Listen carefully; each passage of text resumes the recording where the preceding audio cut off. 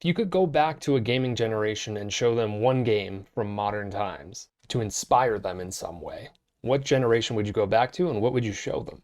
Asks Bringer of Link via channel points on Twitch. He actually said, like the GameCube or PS2, for example, and I'm actually going to pick that. I think that would be the point in which this information would be most useful. And the information being, I would show them Tears of the Kingdom, I think, Legend of Zelda. And what I would say is that this is from 2023, and there is some massively, technically impressive and beautiful games over the past few years, and I love them for that. But I think I would speak to Microsoft and Sony directly and be like, listen, you're going to fall into a trap of chasing high fidelity and massive production value, and it's going to mostly work out for you, at least in the case of PlayStation. But people are going to want this weird creativity, and Nintendo is going to eat you up in that category. So I think you need to also stick to that. You need to focus on these abstract things and not be so dead set on making everything pixel perfect and looking incredible. Because in the end, that stuff does not matter as much as you seem to think that it does.